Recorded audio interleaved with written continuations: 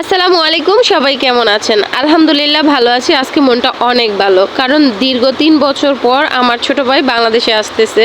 তো তাই আমি খুব সুন্দরভাবে সাজুগুজু করে রেডি হয়ে গেছি। সুন্দর একটা সাদা গ্রাউনের সাথে সাদা হিজাব করেছি, কিন্তু আমার পাশের ফ্ল্যাটের ভাবি বলতেছিল যে সাদা তোমাকে ভালো লাগছে না, তাই চেঞ্জ করে পরে অন্যটা পরে নিলাম, একটা বোরকা। আমার বাসার সামনে গাড়ি চলে আসছে, আমার বড় আবু ভাগ্নি ওরা সবাই গাড়ি নিয়ে আমাদের বাসার সামনে চলে আসছে। তো আমরা সেখান থেকে উঠে পড়লাম, আর এদিকে আমার মেয়েটা গাড়িতে উঠেই গাড়ির যে মিউজিক বাজতেছে ওই মিউজিকের সাথে সাথে এত সুন্দর করে নাচতেছিল, আর অনেক সুন্দর সুন্দর নাচ করছিল, কিন্তু ভিডিও বড় হয়ে যাইব তাই আমি শর্টকাটে ওর নাচটা দিলাম। দেখেন কত সুন্দর করে এক্সপ্রেশন দিতেছে, সাথে আছে আমার বড় আপু, সেও নাচতেছে। তো খালাবঞ্জি যেখানেই যাবে সেই জায়গাটা গরম না করলে কি হয়, তো ওরা খালাবঞ্জি গানের মিউজিক পাইলেই সারছে, ওদের নাচ এমনিতে উঠা যায় তালে তালে।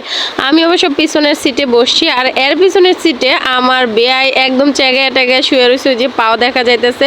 আর এইদিকে তো খালাবঞ্জি দুম দারাক্কা নাচতেছে। তো আমি গানগুলা এখানে দিতে পারলাম না, তাহলে কপিরাইট খেয়ে যাবে, এই জন্য। না হলে আমি গানগুলা দিলে বুঝতে পারতেন। এখন ওরা বোবা নাচ করতেছে, যে বোবার মতো ডান্স করতেছে ধ্রিম ধ্রিম করে।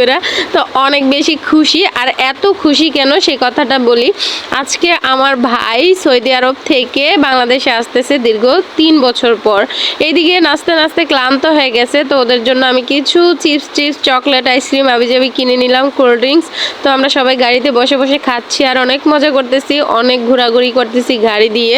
আমরা সবাই একটু আর্লি এয়ারপোর্টে চলে আসছি, যাতে আমরা মজা করতে পারি, একটু বেশি করে ঘুরতে পারি। দিনের বেলা 300 ফিটের রাস্তায় আমরা চাইছিলাম পিকচার তুলতে, কিন্তু এত রৌদ্র, এই জন্য আর নামি নেই। যাওয়ার পথে যদি ভাগ্য থাকে তাহলে নেমে পিকচার তুলে যাব, সেই জন্য। তো অনেক ঘোরাঘুরি করার পরে অবশেষে আমরা বাংলাদেশ এয়ারপোর্টে চলে আসলাম, গাড়ি থেকে নেমে গেলাম। এ হচ্ছে আমার ছোট ভাইয়ের বউ, বড় আপু, ভাগিনা, ভাগ্নি, আমার মেয়ে, সবাই মিলে আমরা চলে আসছি আমার ভাইকে রিসিভ করতে। কোনো মুরব্বি আসে নাই, আমরা পোলাপান সবাই চলে আসছি পোলাপাইন নিয়ে।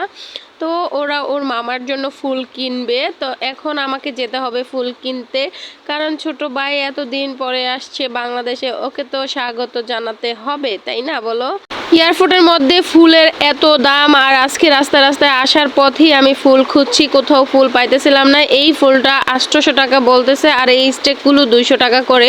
মানে এখানে এত ফুলের দাম সত্যি ভাবার যায় না। তারপরে কি করব, একটা ফুল বড় কিনে দিলাম, আর দুইটা ছোট ছোট কিনতেছি, মিমের একটা, সুরভির একটা, কারণ ওরা ওর মামাকে সারপ্রাইজ দিবে, ফুল দিয়ে স্বাগত জানাবে।